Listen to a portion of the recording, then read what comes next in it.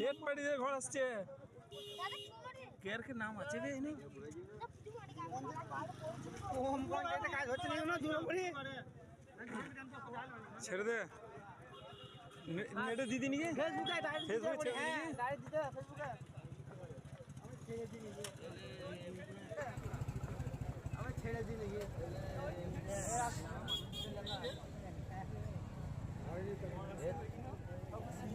হচ্ছে কাগজপত্র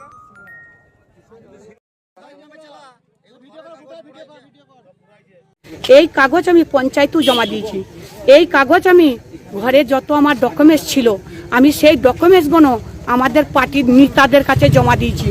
তবু আজ পর্যন্ত আমরা ঘর পাই নাই জসকস তা না দেখ তা আমাদের কাগজগুলো পুরাবার কোনো তাদের অধিকার নাই। তা না যদি ওপর মহল যদি না যায় তা কি উড়িয়ে টাকাটা দিবে বাবা? তা তাদের পুড়িয়ে নিশ্চয়ই তাদের লাভ হচ্ছে বই কি বাবা, তাহলে তারা পুরাবে কেনে? কিরকম লাভ হচ্ছে তাদের? পকেটে টাকা হচ্ছে, তাদের গাড়ি কিনছে, বাড়ি কিনছে, জমি কিনছে, জায়গা কিনছে, বাড়ি 50,000 টাকা দামি মোবাইল কিনছে। কি চাই আমরা? ওই কাগজগুলো যাদের পুরাইছে তাদের শাস্তি চাই। নাম শেখ আরজিনা। আবাস নিয়ে গন্ডগোলের অভিযোগ পূর্ব বর্ধমানের গলসিতে। নাম জড়ালো শাসকের। বাংলা আবাস যোজনার উপভোক্তাদের নথি পুড়িয়ে দেওয়ার অভিযোগ উঠেছে গলসি 1 নম্বর ব্লকের শিররাই গ্রাম পঞ্চায়েতের অঞ্চল সভাপতি ও পঞ্চায়েত পরিচালকদের বিরুদ্ধে। এই ঘটনায় উত্তেজনা ছড়িয়ে পড়ে গোটা এলাকায়। পরিস্থিতি নিয়ন্ত্রণে আনতে ঘটনাস্থলে পৌঁছায় গলসি থানার পুলিশ। বিষয়টি নিয়ে সরব হয় বিরোধীরা।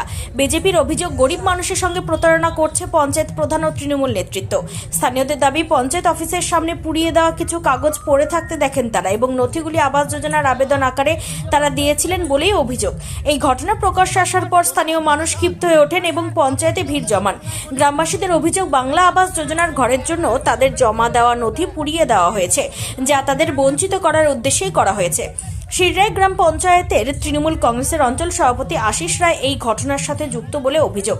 তবে আশিস রায় অভিযোগ অস্বীকার করে বলেন পঞ্চায়েতের ভেতরে থাকা বাংলা সহায়তা কেন্দ্রের প্রতিনিধিরা কাজের জন্য জমা নেওয়া পুরনো নথি পুড়িয়ে দিয়েছেন। পঞ্চায়েত প্রধান সোনালী দাস পাকুই ও অভিযোগ অস্বীকার করেছেন। তিনি বলেন, আমরা ওই কাজ করিনি, ওটা মিথ্যা কথা। অনেকের নাম লিস্টে আসেনি, তাই তাদের ক্ষোভ। তারা পঞ্চায়েতে এসেছিলেন। এ বিষয়ে কে কি বললেন চলুন শুনে নেওয়া যাক। পূর্ব বর্ধমান থেকে সায়নী সরকারের রিপোর্ট, ডেলি নিউজ, কলকাতা। এটা মিথ্যা অভিযোগ। এটা কারণ বলছে বিএসকে ছেলেগুলো ওই যে কাজ করে বললাম, আধার কার্ড সংশোধন করে, তারপরে ধানের বুকিং করে, এইসব সমস্ত কাজগুলো ওরা করে এবং বিনা পয়সায় করে। ওদের 1 বস্তা 1.5 বস্তা করে কাগজ হয়ে যায়। ওরাই ওগুলো প্রতিদিনই বাইরে ওইখানটা পঞ্চায়েতের বাইরেটা একধারে নিয়ে যায় পুড়িয়ে দেয়। আর একটা কথা হচ্ছে, আমরা মানুষের সঙ্গে আছি, আমরা কাজ করার পক্ষে যাতে গরিব মানুষগুলো বাড়ি পায় সেই চেষ্টা আমরা বরাবর করে যাচ্ছি। আমাদের বিডিও সাহেব বলেছেন যা হচ্ছে ওপর থেকে হচ্ছে। আমাদের নেতারা কেউ এই বাড়ির ব্যাপারে কারো ঘর ফটো তুলতেও যায় না, ছবি তুলতেও যায় না। আমরা সহযোগিতা করেছি। আমরা বলেছি যেন সবাই গরিব মানুষ ঘরগুলো পেলে ভালো হয়, দেখবেন একটু চেষ্টা করুন। কিন্তু আমাদের তো সঙ্গে কেউ তো নেতারা যায় না, এটা পার্টির নেতাদের কোনো হাত নাই, যা হচ্ছে ওপর থেকে হচ্ছে। কেন করছে? এবার নানা রকম লোক আছে, কে কার মুখে হাত দেবে বলুন। নানা রকম উস্কানিমূলক কথাবার্তা, নানা রকম লোক আছে, তারা বলছে যারা আমাদের সরকারের মুখে কালিমা লিপ্ত করতে চায়, তারা এসব কথাগুলো বলছে। আমার নাম আশিস রায়, শিররাই অঞ্চল সভাপতি।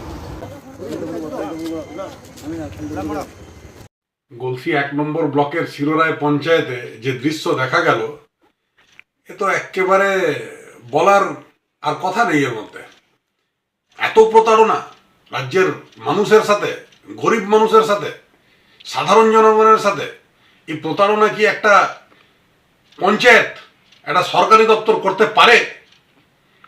কারোর পার্সোনাল ডকুমেন্টস কি কোনো সরকারি দপ্তর থেকে পুড়িয়ে দেওয়া যেতে পারে?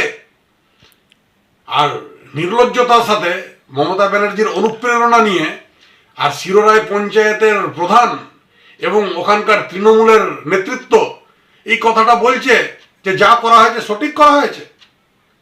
এটাই কি সরকারি সিস্টেম? এইভাবে কি পশ্চিমবঙ্গ এগিয়ে আছে? এটাই কি এগিয়ে বাংলার নজির? এই সরকার যতদিন থাকবে ততদিন এই রাজ্যের মানুষকে প্রতারিত হতে হবে এবং ভুগতে হবে।